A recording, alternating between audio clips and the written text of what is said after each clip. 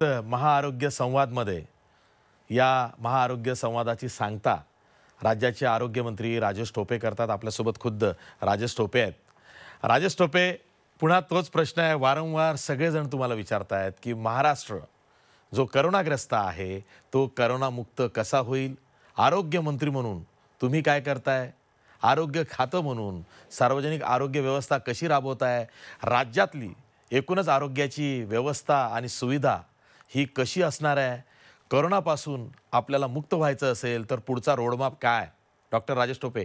नाही, तुम्ही जर एक बघितलं तर ज्यावेळी कोरोनाची सुरुवात झाली त्या 8 मार्चला पहिला रुग्ण आला तेव्हापासूनच आम्ही बऱ्याच मोठे निर्णय घेतले। पहिलं तर एक तर गव्हर्नमेंटला काम करण्यासाठी कायदा हातात अपेक्षित होता, तो म्हणजे एपिडेमिक डिसीज ॲक्ट आणि डिझास्टर मॅनेजमेंट ॲक्ट हे इन्व्होक केले, हे लागू केले आणि त्या अनुषंगाने सगळे अधिकार हे सेक्रेटरी आणि त्यानंतर कलेक्टर कमिशनर्सला देऊन त्या अनुषंगाने पुढील कामांना गती दिली। त्याचबरोबर आमचं अधिवेशन चालू होतं। या अधिवेशनामध्ये आम्ही सगळ्या पद्धतीनं 22 मार्चला लॉकडाऊन केलं। वास्तविक देशाचं लॉकडाऊन 24ला झालं, पण महाराष्ट्र 2 दिवस अगोदर लॉकडाऊन करून त्या ठिकाणी आपण खऱ्या अर्थाने पटकन निर्णय घेण्याच्या दृष्टिकोनातूनचा विषय केलेला आहे। तिसरा महत्त्वाचा विषय हा पण आहे की आपण सगळ्या गॅदरिंग्स बॅन केल्या इमिजिएटली। त्यावेळेस आपल्या सगळ्यांनाच माहिती आहे त्या सगळ्या गॅदरिंग्स, मग ते पब्लिक गॅदरिंग असेल, रिलिजियस गॅदरिंग असेल, तुमचे सिनेमा थिएटर्स आणि रेस्टॉरंट सगळं बंद करून टाकलं की जिथे संसर्ग होऊ शकतो त्या सगळ्या गोष्टी बंद केल्या। तर अशा स्वरूपाने सुरुवात आम्ही एकदम त्या दृष्टिकोनातून केली आणि आम्ही नंतर म्हणजे मी म्हणेल की जी सगळ्यात महत्त्वाची आवश्यकता असते की लीड फ्रॉम फ्रंट हा जो महत्त्वाचा विषय आहे तो स्वीकारून आम्ही डॉक्टर्सला प्रोत्साहन देण्याचं काम केलं, पेशंट्सला दिलासा देण्याचं काम केलं, त्यांच्या पेशंट त्या आणि या सगळ्या गोष्टींसाठी नर्सेस, टेक्निकल स्टाफ या सगळ्यांना दिलासा देण्यासाठी, मोटिवेट करण्यासाठी आम्ही स्वतः सगळे हॉटस्पॉट्सला व्हिजिट्स केल्या। त्यावेळी कोणी बाहेर पडायला तयार नव्हतं, त्यावेळी आम्ही संपूर्ण जे काही महत्त्वाचे दवाखाने आहेत, मग ते त्यावेळी 1 आणि 2च असायचं, एक तर नायडू हॉस्पिटल पुण्यातलं असेल, कस्तुरबा मुंबईतलं असेल, त्या ठिकाणी भेटी देण्याचा विषय असेल, किंवा धारावीमध्ये जावं किंवा मालेगावमध्ये जावं किंवा मुंबईच्या ज्या काही हॉटस्पॉट्स एरिया आहेत त्या ठिकाणी जाऊन तिथल्या बारीक सारीक परिस्थिती लक्षात घेऊन तिथे काही जे काही त्वरित जसं असं कॉमन टॉयलेट्सला सॅनिटाईज करा वगैरे ह्या सगळ्या गोष्टींसुद्धा फास्ट केल्या। त्यानंतर महत्त्वाचं आम्ही 3T प्रिन्सिपलनी आज जे काही कोरोना पसरतोय, मुंबईतले लोक बाहेर गेलेत, ग्रामीण भागामध्ये पसरतोय आणि ह्या सगळ्या पार्श्वभूमीवर जिथे जिथं आता सगळ्या संख्या वाढते तिथं 3T प्रिन्सिपलनी आम्ही काम करतोय। प्रामुख्याने एकतर ट्रॅकिंग ट्रेसिंग हा सगळ्यात महत्त्वाचा विषय, कारण अर्ली डिटेक्शन करणं, लवकर त्यांचं निदान होऊन त्यांना ट्रीटमेंट लवकर सुरू झाली तर नक्कीच मृत्यूदर कमी होतो। त्यामुळे हे जे काही महत्त्वाचे मानक आहेत की बाबा मृत्यूदर कमी करायचा आहे तो 1% कमी आला पाहिजे, हे आमचं उद्दिष्ट आहे। डबलिंग रेट जो आहे तो खूप मोठ्या पद्धतीनं वाढला पाहिजे, म्हणजे फ्लॅट कर्व झाला पाहिजे, हा आमचा उद्दिष्ट आहे। त्याचबरोबर पॉझिटिव्हिटी रेट ज्याला म्हणतो आपण की 100 टेस्टिंग केल्या तर त्याच्यामध्ये किती पॉझिटिव्ह यावं तर ते 10च्या कमी आला पाहिजे, ते आमचं उद्दिष्ट आहे। हे आमचे उद्दिष्ट आम्ही अनेक ठरवलेले आहेत आणि त्या उद्दिष्टाला घेऊन ह्या 3T प्रिन्सिपलने आम्ही काम करतो आहोत। त्यामुळे मी एक जबाबदारीने सांगेल की आपण जे प्रत्येक महानगरपालिकेमध्ये मेडिकल हेल्थ ऑफिसर असतो, MOH असतो, तर त्यांच्या अंडर जी काही प्रत्येक हाऊस टू हाऊस सर्व्हिलन्स करणारी जी टीम आहे ती 3-3, 4-4 लोकांची आशा वर्कर्स किंवा अन्य हेल्थ वर्कर्स यांना घेऊन आपण हाऊस टू हाऊस जे सर्वे करतो त्याच्या ट्रॅकिंग ट्रेसिंगमधलं मुख्य काम हेच आहे की पल्स ऑक्सिमीटर घेऊन प्रत्येकाचं चेकिंग करणं, त्याच्यानंतर हाय रिस्क कॉन्टॅक्ट्स बाजूला काढणं, लो रिस्क कॉन्टॅक्ट्स बाजूला काढणं, त्यांना अलगीकरण कक्षामध्ये टाकणं आणि त्यांच्यावर दररोजचं नियंत्रण ठेवणं आणि त्यांच्यावर त्यांची टेस्टिंग पुढे करणं, गरज पडली तर ट्रीटमेंट करणं, हा जो काही एक महत्त्वाचा भाग आहे तो ही सगळी मंडळी सातत्याने करत आलेली आहे। हॉटस्पॉट्समध्ये आम्ही चेस्ट एक्सरे काढण्यासाठी मोबाईल चेस्ट एक्सरे सुद्धा आम्ही त्या ठिकाणी ठेवण्यात आलेले आहेत। तर या सगळ्या माध्यमातून आम्ही ट्रॅकिंग ट्रेसिंग करत आलो आहे।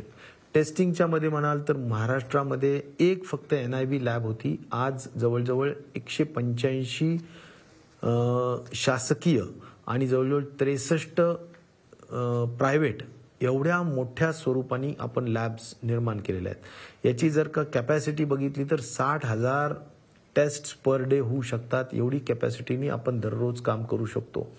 त्याचबरोबर आजपर्यंत 16 लाखाच्या वर टेस्टिंग्स केलेल्या आहेत. आणि आता हे RT-PCR जी काही गोल्ड टेस्ट म्हणतो आपण, त्याच्याऐवजी अँटीजन टेस्ट पण आल्यात, अँटीबॉडी टेस्ट पण आल्यात. या माध्यमातून कशासाठी करतोय आपण हे, की अँटीजन टेस्ट सुद्धा एक डायग्नोसिस टेस्ट आहे की ज्याच्यात पॉझिटिव्ह रुग्ण असेल तर तो 100% पॉझिटिव्ह असतो. आणि सिरो सर्वेलन्ससाठी म्हणजे याचा अर्थ एखाद्या समूहाचं प्रसारण झालंय का त्या ठिकाणी आपल्याला, किंवा हेल्थ वर्कर्ससाठी आपण जरा आपण तपासून घेतलं तर त्यांना आत्मविश्वासाने काम करता येईल. त्यामुळे त्या सर्वेसाठी अँटीबॉडीज टेस्ट असते, त्या पण आम्ही करतोय. त्यामुळे टेस्टिंगच्या माध्यमातून सुद्धा आम्ही मोठ्या पद्धतीनं हे कार्य करतोय की जेणेकरून लवकर निदान व्हावं आणि मग अलगीकरण कक्षात टाकून त्यांना योग्य पद्धतीनं दुरुस्त करावं, किंवा टेस्टिंग झाल्यानंतर त्यांचे जे काही क्लोज कॉन्टॅक्ट असतात त्यांना सुद्धा आपल्याला लवकर अलगीकरण कक्षात टाकता येतं. त्यामुळे टेस्टिंग मोठ्या पद्धतीनं आपण करतो आहोत. देशाच्या स्तरावर महाराष्ट्र हे 1 नंबरला टेस्टिंग करतंय. मुंबई त्याच्यामध्ये सगळ्यात अग्रेसर आहे. आणि आता औरंगाबाद शहर वगैरे वगैरे सुद्धा खूप मोठ्या पद्धतीनं आपण पुढे जातोय. पारदर्शकता आणि प्रामाणिकता हा आपल्या महाविकास आघाडीचा प्रामुख्याने महत्त्वाचा विषय आहे. माननीय मुख्यमंत्री उद्धवजी ठाकरे साहेब असतील, पवार साहेब असतील, त्याचबरोबर अजितदादा पवार साहेब असतील, आदरणीय बाळासाहेब थोरात असतील, या सगळ्यांचं जे प्रमुख नेतृत्वाचं एकच म्हणणं आहे की जी काही स्वच्छ परिस्थिती आहे ती सांगितली पाहिजे, जनतेच्या विश्वासात राहिलं पाहिजे. या दृष्टिकोनातून आम्ही काम करतोय. प्रामुख्याने डेथ रेट कमी करण्यासाठी टास्क फोर्स आपण लगेचच अपॉइंट केले. मुंबईचे अत्यंत तज्ज्ञ डॉक्टर्स महाराष्ट्रभरातल्या अनेक डॉक्टर्सला मार्गदर्शन करतायत गरजेप्रमाणे. आणि त्याचबरोबर जिल्हा स्तरावर सुद्धा टास्क फोर्स करण्यात आलेले आहेत. डेथ जर झाली तर कुठली एक डेथ सुद्धा आपल्याला किमती आहे. त्यामुळे death committee, death audit committee ज्याला म्हणू आपण, ती प्रत्येक जिल्ह्यामध्ये आपण निर्माण केलेली आहे. एवढंच नाही तर साधारणपणे आपण जर बघितलं तर जे काही ट्रीटमेंटचा प्रोटोकॉल आहे, मग तो ट्रीटमेंटचा प्रोटोकॉल ICMRने जो दिलेला आहे तो व्यवस्थित राबवण्याच्या दृष्टिकोनातूनचे प्रयत्न आहेत. आणि तो ट्रीटमेंट प्रोटोकॉल सर्वांना डॉक्टर्सला कळावा यासाठी वेबिनार्स घेणं असो, डॉक्टर्सला मार्गदर्शन करणं असो, डॉक्टर्सची संख्या वाढवण्यासाठीचे प्रयत्न असो. मग आज आमच्या गव्हर्नमेंटच्या डॉक्टर्सची संख्या काही काही हॉस्पिटल्समध्ये कमी आहे, तर आम्ही NHMच्या माध्यमातून, नॅशनल हेल्थ मिशनच्या माध्यमातून कलेक्टर्स कमिशनर्सला अधिकार दिलेत. थेट वॉक इन इंटरव्ह्यूज घेऊन तुम्ही भरू शकता आणि त्यांना NHMच्या माध्यमातून पगार द्या. गरज पडली तर आणखीन जास्त द्यायचं असेल तर महानगरपालिकेने त्याला सपोर्ट करून आणखीन काय पगार द्या. परंतु डॉक्टर्सची संख्या कमी पडता कामा नये, नर्सेसची संख्या कमी पडता कामा नये, टेक्निशियन्सची नाही, वॉर्ड बॉयची नाही, काही नाही. त्यामुळे या सगळ्या व्यवस्था, पैसे आणि अधिकार हे खालच्या स्तरावर अगदी डे 1 पासून दिले. आणि त्याचा परिणाम असा आहे की आम्ही कुठलीही ना खरेदी करतो सार्वजनिक आरोग्य विभाग, ना काही काम करतो. खाली सगळे अधिकार दिलेले आहेत, डिसेंट्रलाइज अथॉरिटी केलेली आहे. आणि मला वाटतं की त्याचा चांगला परिणाम आपल्याला पाहायला मिळतो.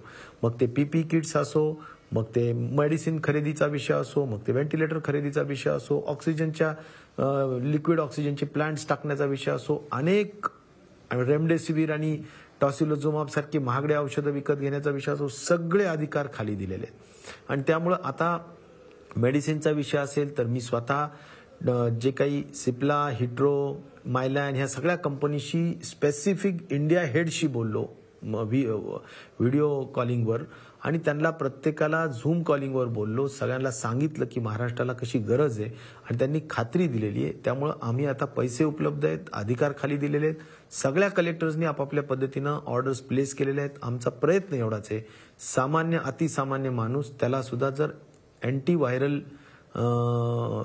डोस म्हणून जर का आपल्याला रेमडेसिवीरचे इंजेक्शन लागत असतील तर त्या दृष्टिकोनातून आपण मदत करतोय. किंवा सायटोकाईन स्टॉर्म होत असेल तर त्या ठिकाणी टॉसिलोजुमाब जो इम्युनोसेप्रेसंट आहे ते ज्या ठिकाणी आपल्याला अशा परिस्थितीत द्यावे लागतात तर त्या दृष्टिकोनातून आपण टॉसिलोजुमाब देतो. ह्या सगळ्या गोष्टींच्या दृष्टिकोनातूनची अधिकार खाली देण्यात आलेले आहेत. मला पुन्हा जबाबदारीने सांगायचं आहे की प्रामुख्याने जे आज सर्वदूर पाहायला मिळतं ते काय, तर बेड्स उपलब्धता. मग बेड्सच्या अनुषंगाने महाराष्ट्राने काही लँडमार्क निर्णय घेतलेले आहेत. ते म्हणजे आज नुसत्या गव्हर्नमेंट हॉस्पिटलवर भरोशावर न राहता प्रायव्हेट हॉस्पिटल्समध्ये 80% बेड्स हे गव्हर्नमेंटला ताब्यात दिलेच पाहिजे असं नोटिफिकेशन कायद्याच्या माध्यमातून इपिडेमिक डिसीज ऍक्ट आणि डिझास्टर मॅनेजमेंट ऍक्टच्या माध्यमातून काढले. त्याच्यासाठी स्पेसिफिक ऑफिसर्स नेमले की 80% बेड्स मिळालेत का नाही. जे मिळत आहेत त्याच्यामध्ये सुद्धा काहीच्या काही बिल्स आकारले जायचे. आम्ही त्याच्यावर सुद्धा कॅपिंग आणलं आणि जे काही वेगवेगळे मेडिकल साधारण इन्शुरन्सेसचे जे ट्रीटमेंटचे पॅकेजेस असतात त्या पॅकेजेसपेक्षा जास्त घेता कामा नये. त्यामुळे फिक्स्ड रेट करून ठेवले की 4,000 रुपये साधारण रेट साधारण बेड्सला, 7,500 रुपये ICU बेड्सला आणि त्याच्यामध्ये सगळ्या गोष्टी included, all testings, everything included. तर या स्वरूपाने जी काही रुग्णांची जास्तीचे पैसे घेण्याचा जो प्रकार चालला होता त्यालाही आळा घालण्याचं काम आपण तत्परतेने केलेलं आहे. एवढंच नाही तर प्रामुख्याने आपण जर बघितलं तर ॲम्ब्युलन्सेसचा विषय होता. ॲम्ब्युलन्स साधा 1 किलोमीटर 1.5 किलोमीटरला 10,000 8,000 जे तोंडाला पटेल त्या पद्धतीनं लोकांकडून लुटायचं काम ॲम्ब्युलन्सेस करायचे. आम्ही सगळ्या कलेक्टर्सला सांगून गाड्या ॲम्ब्युलन्सेस रिक्विजिशन करायच्या आणि फ्री ऑफ कॉस्ट गव्हर्नमेंटच्या वतीनं पेशंट्सला उपलब्ध करायच्या आणि त्याचे जे रेट्स आहेत ते सुद्धा RTO कलेक्टर जो स्थानिक दर आहे पर किलोमीटरचा त्या अनुषंगाने द्यायचे. अशा पद्धतीनं जे रिफॉर्म्स केलेले ते मला सांगायचं एवढाच की आमचं धोरण हे पेशंट सेंट्रिक किंवा त्याला काय म्हणता येईल की पेशंट केंद्रित हे धोरण आमचं राहिलेलं आहे. त्याच्या हिताची जपवणूक करणं हा आमचा मुख्य उद्दिष्ट राहिलेला आहे. तेच नाही तर आज महाराष्ट्र एक महत्वाचं राज्य असं आहे किंवा एकच राज्य असं आहे की ज्याच्यामध्ये अख्ख्या पॉप्युलेशनला 11.5 कोटी लोकांना आज आपण इन्शुरन्स कव्हर दिलेलं आहे. पूर्ण युनिव्हर्सल कव्हर ज्याला म्हणू आपण. श्रीमंत, गरीब, पांढरा रेशन कार्ड, पिवळं, केशरी काही गरज नाही. 100% रेशन कार्डचीच गरज नाही. सगळ्यांना आपण इन्शुरन्स खाली घेतलेलं आहे आणि 1.5 लाख रुपये प्रति व्यक्तीला इन्शुरन्स पर्यंतचा खर्च क्लेम तो घेता येऊ शकेल अशा स्वरूपाने आपण सगळ्यांना त्या ठिकाणी मदत केलेली आहे. या व्यतिरिक्त टेस्टिंगचे प्रश्न होते. टेस्टिंगच्या माध्यमातून लॅब जरी आपण केले तरी प्रायव्हेट लॅब्स वाटेल तेवढे पैसे घेत होते किंवा केंद्र शासनाने सुद्धा 4,500 रुपये प्रति टेस्टचे RT-PCR टेस्टचे पैसे घेतले जायचे. आम्ही बोलावलं सगळ्या तुमच्या लॅब्सला आणि विचारलं बॉस 4,500 घ्यायचे कशामुळे तुम्हाला, आम्हाला कॉस्ट ब्रेकअप द्या. त्यांच्याकडून कॉस्ट ब्रेकअप घेतलं आणि एक कमिटी गठीत करून त्याचा अभ्यास करून 2,200 रुपयाला जी अख्ख्या देशामध्ये 4,500 रुपयाला सरसकट टेस्टिंगला पैसे घेतले जायचे ते महाराष्ट्र राज्याने पुन्हा मी सांगेल की रुग्ण हिताच्या दृष्टिकोनातून 2,200ला ह्या टेस्टच्या दृष्टिकोनातूनचे प्राइस फिक्सेशन केलेले आहे. त्यामुळे असे अनेक निर्णय आहेत. रेमडेसिवीरच्या बाबतीत सुद्धा 20 कोटी रुपयाचं टेंडर ताबडतोबीनं सार्वजनिक विभागाने काढलंय आणि ते पैसे आमच्याजवळ नाही. आम्ही सगळे पैसे ते कलेक्टर्सला दिलेले आहेत. कलेक्टर्सनी फक्त या हिट्रो असेल किंवा सिप्ला असेल किंवा मायलॅन असेल या तिन्ही कंपन्या जे हे महत्वाचे ड्रग्ज बनवत आहेत सध्या त्यांना ऑर्डर्स प्लेस करायच्या आणि घ्यायचे. तर आम्ही त्यांच्याशी पण चर्चा केलेली आहे आणि 2-5 दिवसामध्ये ते पण मोठ्या पद्धतीनं उपलब्ध करून देत आहेत. आमचा प्रयत्न हाच आहे की हे 5,000 रुपयाचं एक इंजेक्शन जे 6 इंजेक्शन लागतात म्हणजे 30,000 रुपये लागतात हे मोफत शासनाच्या पैशांनी मोफत हे त्या प्रत्येक रुग्णाला दिल्या गेलं पाहिजे. हे त्यामागचा आमचा मुख्य हेतू आहे. टॉसिलोझुमाबचं इंजेक्शन 30,000 रुपयाला एक आहे. ते सुद्धा आम्ही मोफत देण्याच्या दृष्टिकोनातून ज्या गरीब पेशंट्स आहेत त्यांना देण्याच्या दृष्टिकोनातून आपण निधीची उपलब्धता करून अधिकाऱ्यांना ह्या सगळ्या गोष्टी कळवलेल्या आहेत. त्यामुळे आता प्रश्न असा आहे की जवळजवळ महात्मा ज्योतिबा फुले जन आरोग्य योजना ही एक फ्लॅगशिप योजना आहे आमच्या हेल्थ डिपार्टमेंटची आणि महाराष्ट्र गव्हर्नमेंटची की ज्याच्या माध्यमातून 1,050 बेडेडच्या वरचे हॉस्पिटल्स सेकंडरी आणि टर्शरी केअरसाठी आम्ही ताब्यात घेतलेत किंवा आम्ही त्यांच्याशी करार केलेला आहे आणि या कराराच्या माध्यमातून 977 एकूण प्रोसिजर्स मोफत करायच्या, कॅशलेस करायच्या, अशा स्वरूपाने सुद्धा यामध्ये निर्णय घेतलेला आहे, जेणेकरून अनेक कोविड नॉन कोविडसाठी सुद्धा खूप मोठ्या पद्धतीनं उपयोग होतोय. तर असे अनेक निर्णय आहेत की जे घेतलेले आहेत. सांगण्यासारखे अनेक विषय आहेत. पण आता आपल्याला जे काही संसर्ग वाढतोय, लोक अनलॉक केल्यानंतर अगदी इनडिसिप्लिन पद्धतीनं बाजारामध्ये जात आहेत, वेगवेगळ्या ठिकाणी जात आहेत, लग्न कार्यालयात जात आहेत आणि त्यामुळे संसर्ग वाढतोय. या वाढत असलेल्या संसर्गाच्या माध्यमातून आपल्याला कोरोनाबरोबर जगावं लागेल, असं नाही की आपल्याला कायम लॉकडाऊन करावं लागेल. आणि म्हणून या सगळ्या पार्श्वभूमीवर आपल्याला SMS हा एक महत्त्वाचा विषय. SMSचा अर्थ हा आम्ही S for social distancing, M for mask आणि S फॉर सॅनिटायझर, म्हणजेच सॅनिटाईज हँड्स, क्लीन हँड्स ज्याला म्हणतो आपण, ते आवश्यक आहे. याचं प्रबोधन करावं लागेल आणि डिसिप्लिनचं प्रबोधन करावं लागेल. आणि त्यासाठी आमची जी खऱ्या अर्थाने IEC सिस्टम आहे, इन्फॉर्मेशन, एज्युकेशन आणि कम्युनिकेशन, या IECच्या माध्यमातून आपण सर्वदूर लोकांपर्यंत या जनजागृतीचं काम, प्रबोधनाचं काम निश्चित प्रकारे करतोय. मला विश्वास आहे की सगळ्यांच्या टीमवर्कने, डॉक्टर्सचं मोठं योगदान आहे. डॉक्टर्सला आम्ही आवाहन केले, विनंती केली की प्रायव्हेट डॉक्टर्स चालू राहायला पाहिजेत. IMSनी जिथे आमच्या शासकीय कोविड हॉस्पिटलला कमी पडत असेल तर तिथे त्यांनी सेवा दिली पाहिजे. त्यांच्या सेवेचा मोबदला आपण देता येऊ शकेल. त्यांना जमत असेल तर कवच सुद्धा आम्ही जे काय आता सर्व शासकीय, निमशासकीय, डेली वेजेस, कॉन्ट्रॅक्च्युअल सगळ्या कर्मचाऱ्यांना जे खऱ्या अर्थाने कोविडच्या सेवेमध्ये असतील, मग ते जर बाधित झाले, दुर्दैवाने जर ते मृत्युमुखी पडले, तर त्या ठिकाणी त्यांना आपण 50 लाखाचा कव्हर देतो आहोत.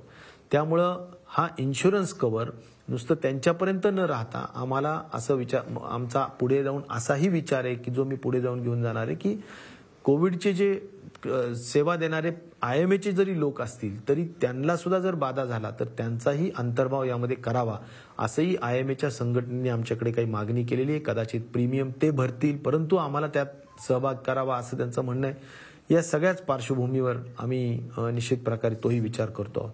त्यामुळं मला एकच सांगायचं की लोकांनी, आणि जगात आपण जर बघितलं तर अमेरिका असेल किंवा युरोपियन कंट्रीजमधले सगळे विकसित देश असतील, मग ते जर्मनी असेल, स्पेन असेल, UK असेल, या सगळ्या देशांमध्ये आपण जर बघितलं, इव्हन चायना असेल, सगळ्या देशांमध्ये मृत्यूदर खूप मोठ्या संख्येने आहे, 10% 8% त्या मानाने आपण लॉकडाऊन्स आणि जबरदस्त एक कलमी कार्यक्रम कोरोना वर विजय मिळवणं या दृष्टिकोनातून केलेल्या कार्यामुळे आपण मृत्यूदर कमी ठेवू शकलेलो आहोत. आणि निश्चित प्रकारे एवढ्या बलाढ्य लोकसंख्या असलेल्या आपल्या या महाकाय देशामध्ये खऱ्या अर्थाने माननीय प्रधानमंत्र्यांपासून तर इथे माननीय मुख्यमंत्री उद्धवजी ठाकरे साहेबांपर्यंत आणि आमच्या राज्यातले सगळे लोकांनी मोलाचं सहकार्य केलेलं आहे. यामध्ये आम्ही जे काही लॉकडाऊन्स केले त्यावेळी बेड कॅपॅसिटी रॅम्पअप करण्यासाठी आम्ही फील्ड हॉस्पिटल्स सुरू केलेले आहेत, आम्ही जम्बो हॉस्पिटल सुरू केलेले आहेत. एका under one roof 1000 beds with oxygen support, पुन्हा त्याच्यात 150-200चे ICU बेड्स, असे मुंबईमध्ये 1 नाही 2 नाही तब्बल 20-20, 25-25 मोठे जम्बो हॉस्पिटल्स आपण त्या ठिकाणी सुरू केलेले आहेत. आज पुण्यामध्ये गरज पडते तिथेही आपण ते करतो आहे. त्यामुळे सांगायचा मुद्दा एवढाच आहे की फंड्सची अवेलेबिलिटी आम्ही कुठेही कमी करत नाहीये. सर्वात महत्त्वाचं प्राधान्य कोरोनाला आणि लोकांचा जीव वाचवण्याच्या दृष्टिकोनातून त्या ठिकाणी देण्यात आलेला आहे. त्यामुळे मला एकच सांगावंसं वाटतं की कशाचीही कमतरता नाही, सगळ्यांनी मिळून टीमवर्कनी काम करतायत आणि आम्हाला यासाठी लोकांचा सहभाग अपेक्षित आहे. लोकांनी मोठ्या पद्धतीनं सहभाग द्यावा आणि शिस्तबद्ध राहावं आणि या सगळ्या कार्यामध्ये निश्चित प्रकारे मोठ्या पद्धतीनं हे यश आणण्याच्या दृष्टिकोनातून आपण मदत करावी अशी अपेक्षा या निमित्ताने मी करेल. खास करून माझ्या डॉक्टर्स बांधवांना विनंती करेल की आमच्या कोविड हॉस्पिटलला जिथे डॉक्टर्सची संख्या कमी पडत असेल त्या ठिकाणी जरूर आपली सेवा द्यावीच अशी ही माझी आग्रहाची विनंती या निमित्ताने निश्चित प्रकारे मी करेल. आमच्या आशा वर्कर्स असतील, ह्या सगळ्या जणी खूप मेहनत करतायत. खालच्या स्तरावर प्रत्यक्ष अप्रत्यक्ष पोलीस कर्मी असेल, डॉक्टर्स असतील, प्रशासनातले लोक असतील, आमचे महसूलचे लोक असतील, सगळेजण खूप मेहनत करतायत. मागच्या 175 दिवसापर्यंत जवळजवळ ते मेहनत करत आलेले आहेत. परंतु आजही त्याच जिद्दीनं आणि चिकाटीनं सामान्य लोकांच्या सेवेसाठी ते तत्पर आहेत.